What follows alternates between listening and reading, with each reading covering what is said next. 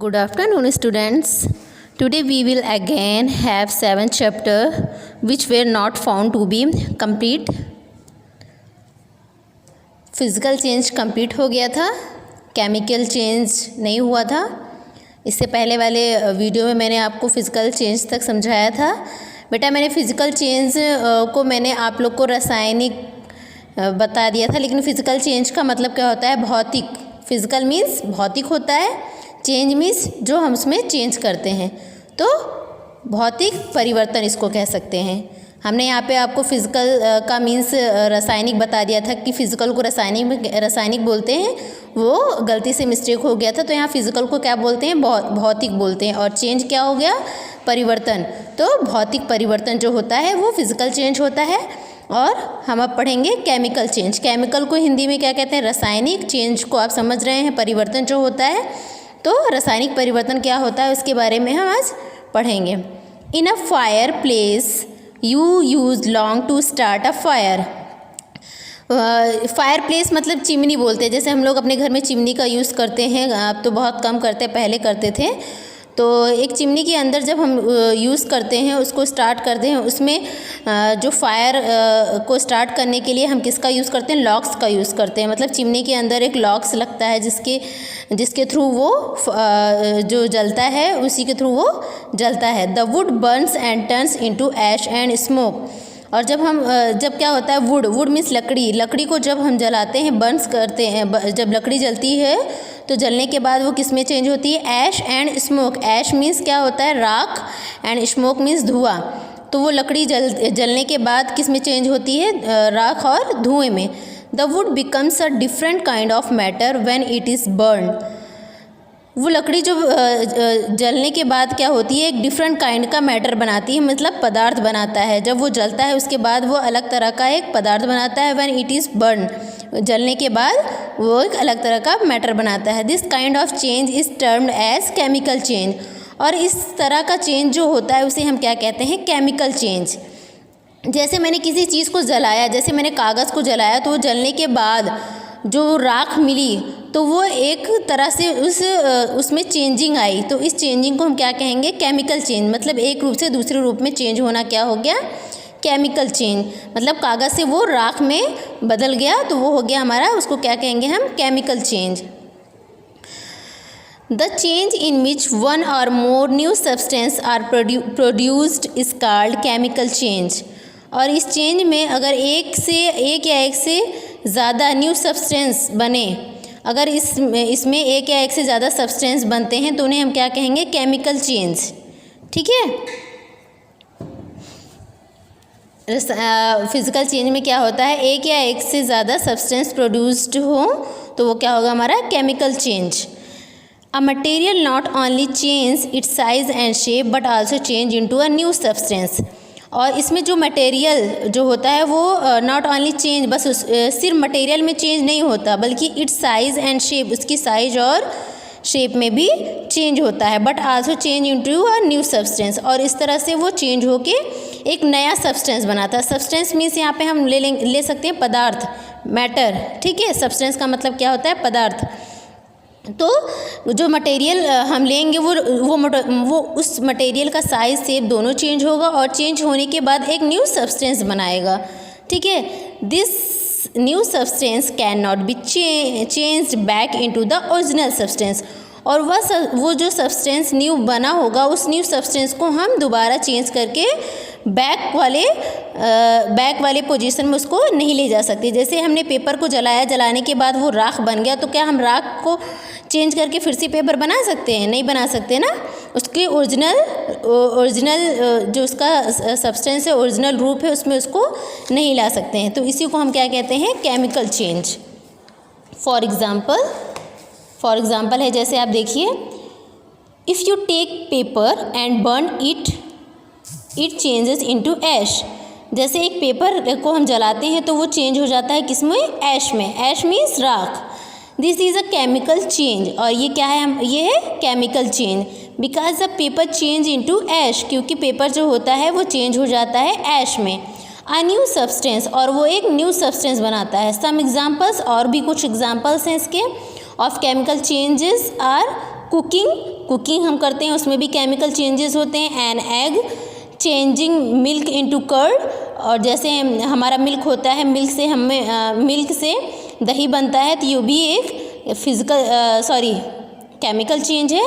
रीपेनिंग of fruit को हम जब पकाते हैं तो वो भी एक केमिकल चेंज है। And rotting of a fruit of vegetables, और जो फ्रूट और वेजिटेबल्स होते हैं वो जब सड़ने लगते हैं तो वो भी एक केमिकल चेंज है। जैसे यहाँ पे है बनाना को हम पकाने के लिए क्या करते हैं, रीपेनिंग की जाती है तो वो पकता है, तो ये भी एक केमिकल चेंज है। मीन्स एक से दूसरे रूप में चेंज हो गया, लेकिन इसको हम दोबारा इस रूप में नहीं ला सकते, तो ये क्या हो गया हमारा chemical change. Check your progress, ये आपको कंप्लीट करना है। Draw line to short into physical change and chemical change. इसमें कौन सा फिजिकल चेंज है, कौन सा केमिकल चेंज है। जो फिजिकल चेंज उसको फिजिकल चेंज से लाइन से ड्रॉ करेंगे, और जो केमिकल चेंज है उसको केमिकल चेंज में ड्रॉ करेंगे। जैसे बेकिंग अ केक, या फिजिकल है या केमिकल। मिल्क चेंजिंग टू चीज़, ये फिजिकल है केमिकल, ये तो केमिकल है, आपको अभी मैंने पढ़ाया। Blowing a balloon, cooking a food, melting ice cream, cutting cloth to small pieces, ये सारी चीज़ें क्या हैं, इसको आप मैच करके हमसे चेक करवाएंगे। देन सेपरेटिंग थिंग्स, कि हम किसी चीज़ को कैसे अलग करेंगे। Some time when substance get mixed, जब क्या होता है कुछ सब्सटेंस जो होते हैं वो मिक्सड होते हैं। वे नीड टू सेपरेट देम, जब हमें उन्हें ज़रूरी होता है अलग करने के लिए। We can separate substance when we understand the properties of these different substance. कोई सब्सटेंस मिक्सड है और उसको हमें ज़रूरी है अलग करने के लिए, तो हम उसको कैसे अलग करेंगे। जब उस सब्सटेंस की प्रॉपर्टीज़ को जानेंगे, जो डिफरेंट सब्सटेंस हैं उनकी प्रॉपर्टीज़ को जानेंगे, तभी तो हम उनको अलग कर सकते हैं। तो जो सब्सटेंस मिक्सड हैं उसमें उनकी प्रॉपर्टीज़ को जानेंगे जो डिफरेंट हैं, और उनको उससे उनकी प्रॉपर्टीज़ से उनको अलग कर सकते हैं। जैसे यहाँ एक पिक्चर दिया हुआ है, देखिए यहाँ पे क्या लिखा है, हाय अन्ना व्हाट आर यू डूइंग। ये अन्ना है, अन्ना पूछ रहा है व्हाट आर यू डूइंग, क्या कर रहे हो। किससे पूछ रहा है, अली से। Hi Ali, mother has given me a task to separate this mixture of colourful beads. Ali ने कहा मेरी मम्मा ने मुझे एक टास्क दिया है, एक काम दिया है, separate this mixture of colourful beads, कि ये कलरफुल बीड्स हैं, इसमें से इसको अलग करना है, सेपरेट करना है। Just wondering how to go about it. Just मैं इसको कैसे करूँगी, इसको करना है मुझे, ठीक है। तो अन्ना क्या कहता है, डू नॉट वरी, बोलता है चिंता मत करो। Let us pick out beads of each colour and separate them. हम इसको लेट अस पिक, एक बीड्स को उठाते हैं जिसका कलर अलग अलग है, एंड इसको सेपरेट करते हैं। आई विल हेल्प यू, मैं तुम्हारी हेल्प करता हूँ, ठीक है। मैंने बताया ना कि यहाँ पे सेपरेट करना है। यहाँ पे बीड्स हैं अलग कलर्स के, जो अन्ना को उसकी मामा ने दिया था, अली को उसकी मामा ने दिया था अलग करने के लिए। तो इसको सेपरेटिंग थिंग्स या सेपरेटिंग मेथड कह सकते हैं एक तरह से। The method of separating out one substance from another simply by picking them out are called hand picking. इसमें क्या होता है, जब इस मेथड में क्या होता है, किसी एक सिंपली सब्सटेंस को अलग हम करते हैं, तो एक से उसको दूसरे से अलग करना होता है, तो इस प्रोसेस को क्या कहेंगे हम, hand picking. This method is generally use to when the size, shape and colour of these substance are different each other. इस मेथड का यूज़ हम आमतौर पे ऐसे करते हैं जब किसी भी सब्सटेंस का शेप, साइज़ और कलर चेंज होता है, उसकी डिफरेंट प्रॉपर्टीज़ के अकॉर्डिंग उसको हम अलग कर सकते हैं।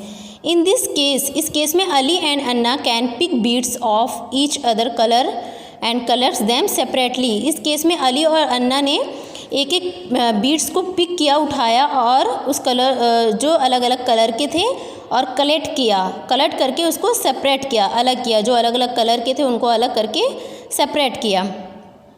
Thanks Ali, but suppose the mixture was of rice and sugar, then would it be possible to separate them. Thanks, Ali ने थैंक्स बोला, बट उसने क्वेश्चन किया, suppose the mixture was of rice and sugar. उसने कहा सपोज करो अगर rice और sugar का मिक्सचर हो, then would it be possible to separate them, क्या हम उसे आसानी से सेपरेट कर सकते हैं, सेपरेट कर सकते हैं। जैसे यहाँ पे है शुगर और राइस,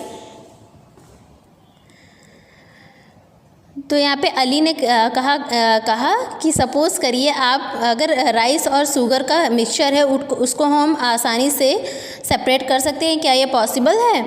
यस ऑफ कोर्स, उसने कहा yes it would be possible, simply put some water into the mixture and keep it for some time, sugar will dissolve in water and rice grain can be strained off using a strainer. उसने कहा बिल्कुल हो सकता है। कैसे हो सकता है वो?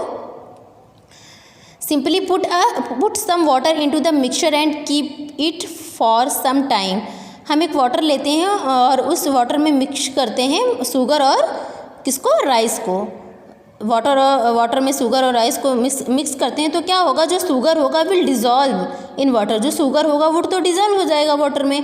And rice grain can B strain, और राइस को हम क्या करते हैं, राइस को क्या कर सकते हैं, स्ट्रेन कर सकते हैं, मतलब छान सकते हैं। Of using a strainer, strainer means जिससे हम छानते हैं, उससे हम उसको छान सकते हैं। Sugar and rice can be separate by mixing them in water, इस तरह से हम शुगर और राइस को सेपरेट कर सकते हैं, mixing them in water, water से सेपरेट कर सकते हैं, अलग कर सकते हैं। Since sugar is soluble in water, क्योंकि शुगर जो होता है वो सॉल्युबल होता है, मतलब घुल जाता है वाटर में। We get sugar solution and rice is left in the vessel, और शुगर का जो सोल्यूशन होगा and rice is left in vessel, और राइस को हम लेफ्ट कर सकते हैं, मतलब अलग कर सकते हैं वेसल से। When we pour this through a strainer or sieve, the rice grain will stay on the strainer and the sugar solution। जब हम पोर करते हैं, मतलब उसमें उसको भिगोते हैं, स्ट्रेनर और सीव द राइस ग्रेन को, राइस को भिगोते हैं, स्ट्रेन करते हैं सीव से, will stay on the strainer and the sugar solution, तो क्या होगा, स्टे हो जाएगा स्ट्रेनर में कौन सा, शुगर का solution, will pass on the vessel underneath, जो सोल्यूशन होगा वो पास हो जाएगा और क्या बचेगा वेसल में, underneath. This method is generally used when one substance is soluble and the other substance is insoluble. इस मेथड से क्या होगा, जनरली जो हमने यूज़ किया है उसमें एक सब्सटेंस तो क्या हो गया, सॉल्युबल हो गया, घुल गया, एंड अदर सब्सटेंस जो है वो इनसॉल्युबल है, क्योंकि राइस तो इनसॉल्युबल है और शुगर क्या है, सॉल्युबल है। मतलब सॉल्युबल का मतलब क्या होता है, घुल जाना। इनसॉल्युबल मीन्स जो नहीं घुलता है उसे इनसॉल्युबल कहते हैं। The process by which two substances generally an insoluble solid and liquid, और इस तरह की प्रोसेस में टू सब्सटेंस को हम जनरली ले सकते हैं, इनसॉल्युबल में solid and liquid, are separate by passing the mix through a strainer और फिल्टर इज कॉल्ड फिल्ट्रेशन। और इस तरह से हम अगर हमें सेपरेट करना होगा इस प्रोसेस में सब्सटेंस को, एक सॉलिड लेंगे एक लिक्विड लेंगे, तो लिक्विड वाला क्या होगा, वो आसानी से पास हो जाएगा, स्ट्रेन हो जाएगा, मतलब छन जाएगा, फिल्टर हो जाएगा, और जो सॉलिड होगा वो बच जाएगा। जैसे हमारा यहाँ फिल्ट्रेशन का एक पिक्चर दी हुई है, यहाँ पे देखिए चाय बनाई गई है। चाय में जो चाय पत्ती होती है, जब हम इसको कप में निकालते हैं तो जब हम स्ट्रेन करते हैं तो ये चाय छन्नी स्ट्रेनर का काम कर रही है, तो जो चाय पत्ती होती है वो तो ऊपर आ जाती है और जो लिक्विड का पार्ट होता है वो नीचे आ जाता है। इस तरह से हम इसको इस प्रोसेस को क्या कहेंगे, फिल्ट्रेशन। इस चैप्टर को मैंने फिनिश कर दिया है, आप इसको अच्छे से समझेंगे और ये पॉइंट्स जो दिए हैं इसको भी आप पढ़ेंगे। पढ़ने के बाद ये जो एक्सरसाइज दी हुई है ये आप खुद से कंप्लीट करके मुझसे चेक करवाएंगे, ये आपका होमवर्क है। Okay, thank you.